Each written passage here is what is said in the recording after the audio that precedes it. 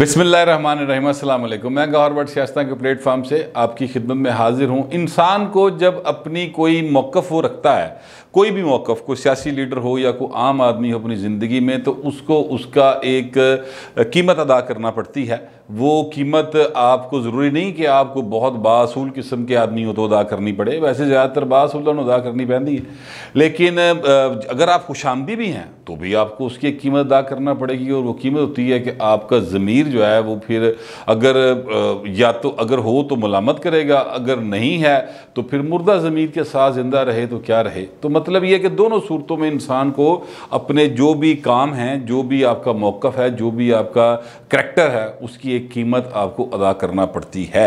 और ये इसी तरह की कीमत जो है वो नवाज शरीफ को अदा करना पड़ रही है। और नवाज शरीफ साहब जो हैं उनका बयानी की वजह से उनको एक सज़ा मिलना शुरू हो गई है। ये सज़ा वो वाली सज़ा नहीं है जो जज मोहम्मद बशीर साहब ने दी थी या जज अरशद मलिक साहब ने दी थी, जिन्होंने ये कहा बाद में कि उनके पास वीडियो है और नून लीग वाले ये कहते हैं कि उन्होंने, राना सनाउल्लाह साहब ने ये कहा था कि जनाब वो जो बाबा रहमते थे, यानी वो जो एक साबिक चीफ जस्टिस रहे हैं पाकिस्तान के, जस्टिस साकिब निसार साहब, उनके बारे में बाबा रहमता उन्हें कहा जाता।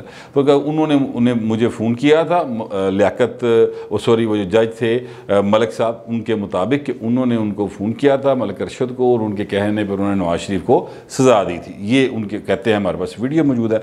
तो मेरा मतलब है ये वो वाली सज़ा की बात नहीं कर रहा, मैं वो उस सज़ा की बात कर रहा हूँ जो किसी भी सियासी लीडर के लिए सबसे बड़ी सज़ा हो सकती है, और वो होती है कि पॉलिटिकली आपको जो है ना डैमेज किया जाए और पॉलिटिकली आप तनहा होते चले जाएं।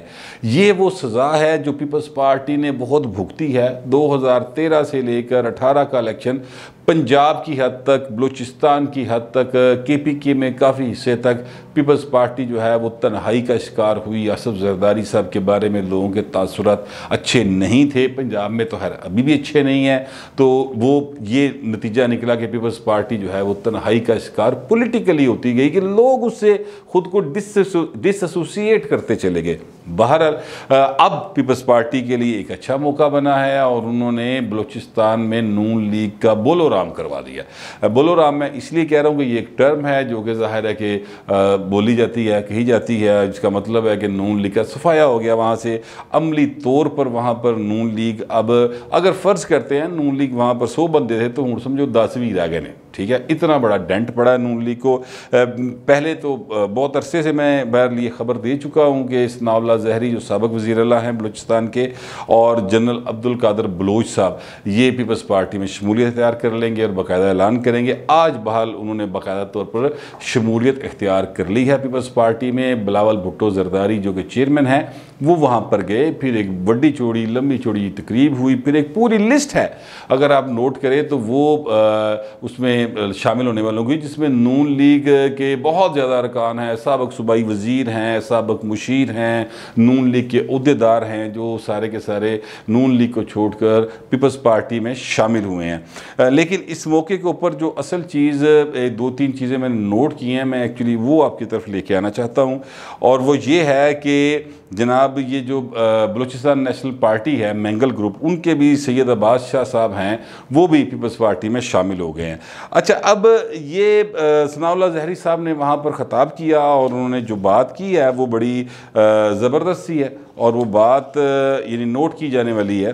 अगरचे बिलावल साहब ने उस बात को कोई रिस्पॉन्ड नहीं किया, उन्होंने उस गल में चुक्या कोई नहीं, मतलब उन्होंने सुना और बस बात को आगे जाने दिया। और वो ये था कि सनाउल्लाह ज़हरी साहब ने अपनी तकरीर में कहा कि नवाज शरीफ में वफा नहीं है और उन्होंने हमें बेइज्जत किया है। ये वो 2 जुमले हैं जो कि बताते हैं कि वो नवाज शरीफ से किस हद तक बदजन हैं। अब वो मैंने कहा यार नवाज शरीफ ने की बेइज्जत किया है, की बेइज्जत किया है, की मतलब की ये मसला की है कि उसमें वफा नहीं है। लोग तो कहते हैं नवाज शरीफ वफा न बाता है। राना सनाउल्लाह साहब अंदर गए, नवाज शरीफ मुकम्मल तौर पर उनके साथ खड़े रहे। ये जवेद लतीफ़ साहब जो हैं ये इनको पकड़ लिया मरीम नवाज़ के दिफा में जो उन्होंने बात की थी। तो नवाज शरीफ साहब ने, जो यहाँ की पार्टी के लोग उनको, उनके घर वालों को लिफ्ट नहीं करवा रहे थे, नवाज शरीफ ने क्लास ली थी उन्होंने घर बंदे भेजे और ख़ुद उनकी वालदा से बात करते रहे। फिर मरीम नवाज शरीफ साहबा गई, फिर मतलब और बहुत सारे रहनुमा जो हैं दौड़ा लग गई हैं सारे इंदियाँ। तो लोग तो नवाज शरीफ के बारे में पंजाब में ये तासुर है कि नवाज शरीफ याराना यार है, तो ये किस किस्म की बात कर रहे हैं भाई साहब। वो फिर मैंने पता किया, कोयटा में एक दो फ़ोन किए तो पता चला कि ये PDM का जलसा था। वो जो PDM थी ना, पाकिस्तान डेमोक्रेटिक मूवमेंट, जिसमें पीपल्स पार्टी भी थी, नून लीग भी थी और वो 11 के करीब जमातें थीं, तो वो उसका एक जलसा था कोयटा में। तो वहाँ पर सनाउल्लाह ज़हरी साहब ने बाकायदा तौर पर नवाज शरीफ को ये पैगाम दिया था कि अगर अख्तर मैंगल साहब स्टेज पर तशरीफ़ लाए तो मैं पार्टी छोड़ जाऊँगा। अच्छा, अब ये एक नवाज शरीफ के लिए बड़ी एक अजीब सी सूरत हाल बन गई, क्योंकि अख्तर मैंगल साहब PDM का हिस्सा हैं और अख्तर मैंगल अज़हर है एक पार्टी का सरबराह है और उसकी बलूचिस्तान में नशिस्तें हैं, उसकी कौमी असम्बली में नशिस्तें हैं, तो उसको आप किस तरह से माइनस कर सकते हैं। लेकिन बहरहाल वो अख्तर मैंगल को जब पता चला तो उन्होंने कहा जी मैं नहीं आता, उन्होंने कहा जी मैं नहीं आता, आप अपनी पार्टी को नाराज़ ना करें। लेकिन नवाज शरीफ ने कहा नहीं आप आएँ। ये छोटी छोटी बात से अगर लोगों की इज़्ज़त जाती है तो ये तो कोई तरीक़ेकार नहीं है। तो ये वो बात थी, ये वो मौका था जिस वक़्त सनाउल्लाह ज़हरी साहब ने इस बात को शदीद बुरा मनाया और उस वक़्त उन्होंने कह दिया कि साडा हुण ताड़ना को तल्लक वास्ता नहीं है।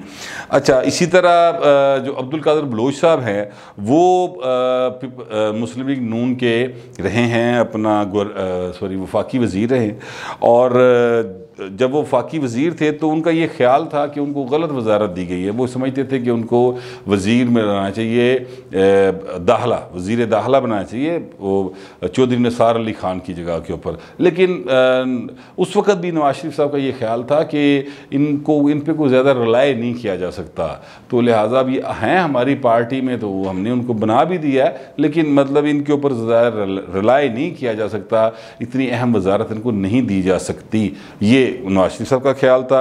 और फिर नवाज शरीफ साहब ने इनको वो वजारत नहीं दी, लेकिन मियाँ साहब ने जिन्हें वजारत दी जो निसार अली खान नूं, ਉਹਦੇ मियाँ साहब ਤੁਸੀਂ ਜਿਹੜਾ ਰਿਲਾय ਕੀਤਾ फिर वो गल कितने पहुँची, ये भी एक सवाल है, पूछना चाहिए, नून लीग के वर्कर ज़रूर पूछेंगे। तो बहरहाल अब्दुल कादिर बलोच साहब जो हैं वो पार्टी छोड़ गए हुए हैं और वो नून लीग छोड़ के तो अब जा चुके हैं, अब तो ज़ाहिर पीपल्स पार्टी में उन्होंने शमूलियत इख्तियार कर ली है। अब्दुल कादिर बलोच साहब जो हैं, जो लोग नहीं जानते उनके बारे में बता दूं कि जब 99 का कू हुआ, यानी मुशर्रफ साहब ने जब आइन को एक साइड पे करते हुए एमरजेंसी नाफज की, एक अल्ट्रा कॉन्स्टिट्यूशनल बल्कि सुपरा कॉन्स्टिट्यूशनल एक्ट किया जिसको उर्फ़ आम में मार्शल लॉ कहा जाता है, तो वो जब उन्होंने नाफज किया तो उस वक़्त ये कोयटा के कोर कमांडर थे, ये अब्दुल कादिर बलोच साहब, तो ये उस काम में मतलब बराबर के शरीक थे। एक बात तो ये बात ज़हन में रखना। दूसरी बात यह है कि ये फिर मुशर्रफ के टर्न्योर में गवर्नर बलूचिस्तान भी रहे, ठीक है। और तीसरी बात यह है कि जनाब फिर ये नवाज शरीफ के साथ जिनके ख़िलाफ़ ये परवेज़ मुशर्रफ ने कू किया था, उनकी हुकूमत को, जिनकी हुकूमत को ख़त्म किया था नवाज शरीफ की, ये उनके वफाकी वज़ीर भी रहे हैं। वो अलग बात है कि इनको मर्ज़ी की वजारत नहीं दी नवाज शरीफ ने, और नवाज शरीफ ने जो इनकी सिफारिश ले गए थे उनसे कहा था कि यार छड़ो है, इस पर ज़्यादा ट्रस्ट नहीं मैं कर सकता।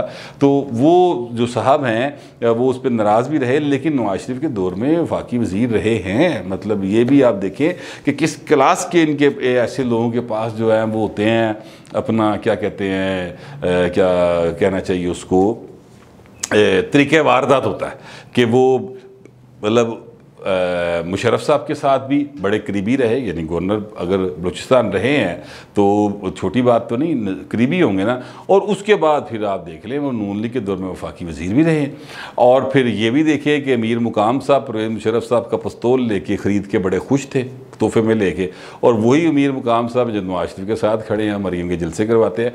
तो ये सियासत जो है ना, ये एक अजीब सा खेल है, इसमें कोई मतलब 2 + 2 4 वाली कहानी कोई नहीं, समझ नहीं आने देते कि चीज़ें किस तरफ को जा रही हैं। आज बिलावल साहब ने एक मजाक में एक बात की, लेकिन वो बात मजाक की तो अपनी जगह पे, मगर जो उसमें एक बिलावल साहब के लिए एक इशारा मैं करना चाहता हूँ वो ये है कि उन्होंने कहा कि मेरी लिखाई तो बहुत गंदी है, हैंड राइटिंग जो हैं अपना, उन्होंने अब्दुल कादिर बलोच साहब को मुखातब करते हुए कहा कि आपने जो मुझे लिस्ट दिया पढ़ने के लिए, अगर मैं पढ़ सका तो मैं पढ़ूंगा। फिर पढ़ना शुरू हो, कहते हैं यार मेरी हैंड राइटिंग तो बहुत ख़राब है, लेकिन जनरल साहब आपकी तो मुझसे भी ज़्यादा ख़राब है।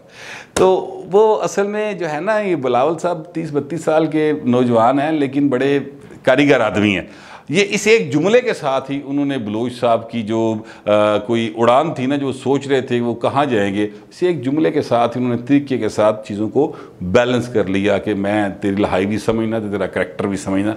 क्योंकि पीपल्स पार्टी के पास वहाँ पे है ही कुछ नहीं, तो उन्होंने कहा जेड़ा आंदा आन दो, कोई मसला नहीं, साथ बिस्मिल्लाह। अदरवाइज़ ये है कि उन्हें समझ आ गई। और बिलावल साहब को ये समझना चाहिए कि इनकी सिर्फ हैंड राइटिंग ख़राब नहीं है, बल्कि इनका कोई सियासी करैक्टर भी कोई इतना क्या कहते हैं काबिल तकलीद किस्म का नहीं है, या कोई इतना अच्छा नहीं है। अगर मैं ख़राब का लफ्ज़ इस्तेमाल नहीं करता तो फिर ये कह सकते कोई अच्छा नहीं है।